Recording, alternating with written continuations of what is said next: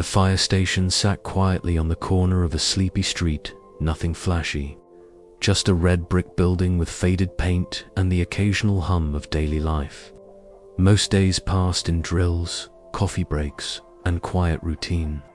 But every Sunday morning, without fail, something unusual happened.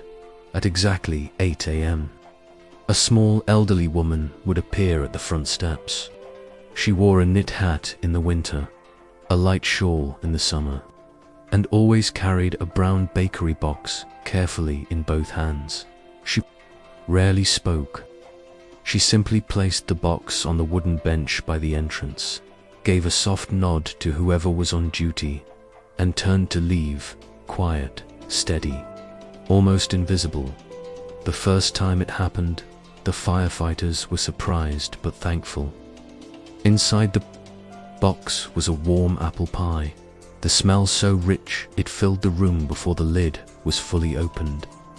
The next Sunday, she returned, this time with pumpkin pie, then lemon, then cherry. No name, no note, no explanation.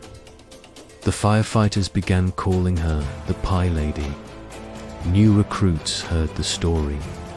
The veterans would simply smile and say, "She's been coming for years."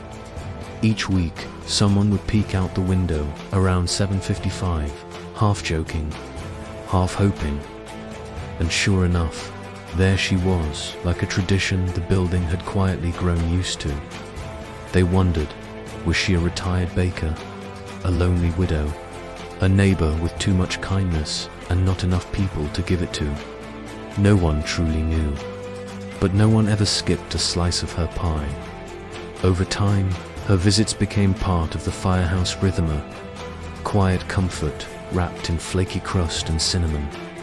And though none of the firefighters knew her story, they all felt there was something more behind her weekly offering, something unspoken, something waiting. Then one Sunday, she didn't come. It was a crisp autumn morning, the kind where fallen leaves painted the sidewalks in gold and rust. Inside, coffee brewed as the team gathered around the table, waiting, not saying they were, but waiting all the same. By 8:15, the bench outside remained empty. "She's probably just running late," someone said.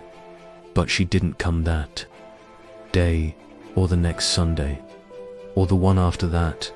A quiet unease settled over the station, like the hush after a fire is extinguished, but the smoke still lingers. No one wanted to voice it, but everyone wondered the same thing. Was she okay? Then, on the third Sunday, a plain white envelope arrived. No return address, just 5 words. To the firefighters inside was a single sheet of paper, written in shaky, delicate handwriting. The letter read, "Dear firefighters, for the past 20 years, I've brought you pies. I never said much, I didn't know how, but every Sunday, when I placed that box on your bench, I hoped you could feel what I couldn't say. You see, 20 years ago, you saved my husband's life.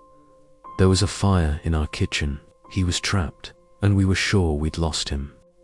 But one of your team, he never told us his name, ran back inside and carried him out. Thanks to you, we had 17 more years together. 17 more years of morning coffee, anniversary dinners, quiet laughter. He passed away peacefully 3 years ago, but my gratitude never did. Baking was the only way I knew how to say thank you. So I baked, every week, for you, his heroes. I'm old now, and my hands don't work the way they used to. I can't bake anymore. But please know, your kindness was never forgotten. You gave me time, you gave me love, you gave me everything. With all my heart, M." The station went silent. No one moved. One firefighter gently folded the letter and placed it beside an empty pie plate on the table. Outside, the bench remained empty, but inside, Sunday mornings had changed forever.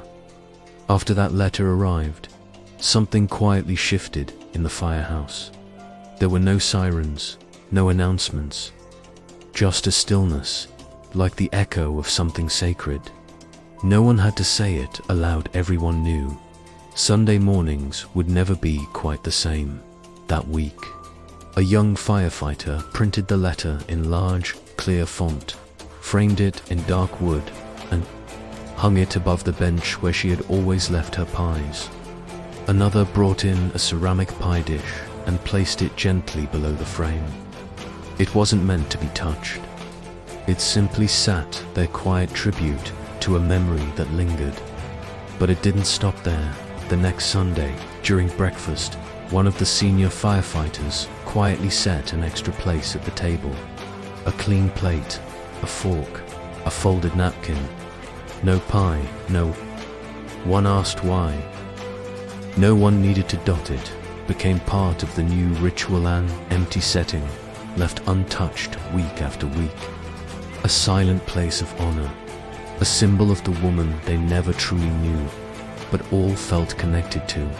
Sometimes, new recruits would glance at the extra setting with curious eyes, and one of the older firefighters would explain gently, but with reverence, "That's for the pie lady. She never missed a Sunday, and we're not about to forget her." They never found out her full name. They never knew which firefighter had saved her husband, and yet she had become part of the firehouse, woven into its walls, its stories, its heart. She had delivered no grand speeches, made no dramatic gestures, just pies. Warm, fragrant, handmade pies, left quietly on a bench.